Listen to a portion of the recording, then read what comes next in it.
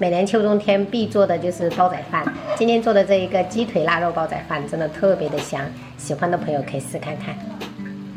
先把这个米先给它泡起来，煮个3杯吧。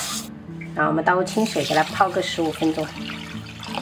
这个香肠是妹夫之前拿过来的，这个是云南的香肠，还没吃过，刚好现在秋冬天的可以煮煲仔饭，闻起来还是蛮香的。就是上面写的是川渝风味的，应该是辣，可以加一些就可以，怕加一点。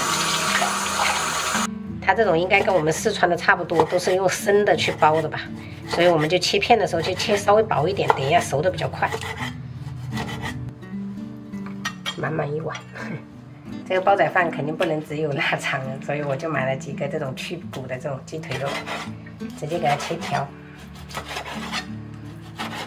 一般我做这种煲仔饭，我都喜欢加至少2种食材，这样会口感会更丰富一点。料头我们就切一点姜丝，然后大蒜切末，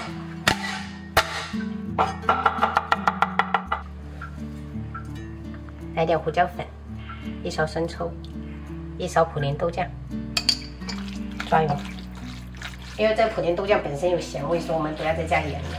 因为等下我们那个煲仔汁也是有调味的，不然会过咸。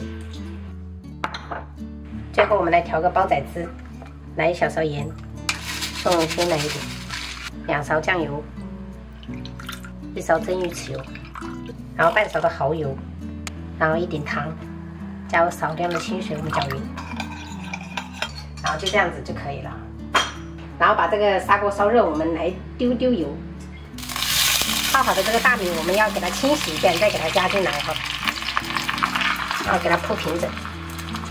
水的量我们就盖住这个米粒就可以了哈。然后盖盖子哈，先中火煮7分钟，差不多了哈。我们就用筷子这样子插一些孔，这样可以受热均匀。接着我们就铺上这个腊肠。这个操作等一下就是为了想要说拍一个好看的封面啊。如果平时我做的话都是直接倒下去，味道都一样。然后再铺上这个鸡腿肉，稍微不要重叠啊，就不然的话熟的不均匀。大概还剩下1个鸡腿，其实买2个鸡腿就够了，这个晚上吃吧。然后我们再盖上哈，这个时候我们就转小火，给它煮个5分钟。这5分钟呢，我们就是每隔1分钟就要这样子给它这样稍微移动一下，不然的话底下糊了，然后周边没有锅巴。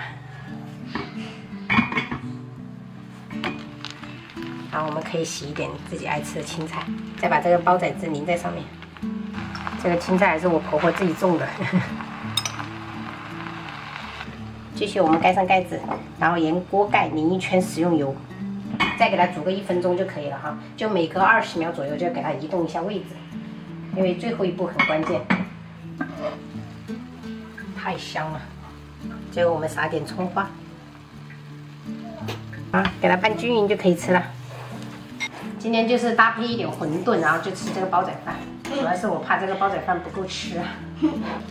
底下这个锅巴谁吃啊？我。这个锅巴是做的量挺多的了。这个给我了是吧？对。这馄饨好好吃哦。虾滑做的馄饨，你说能不好吃？会不会觉得辣？会觉得辣给爸爸吃。辣了啊？有一点点。一点点可以。不会辣。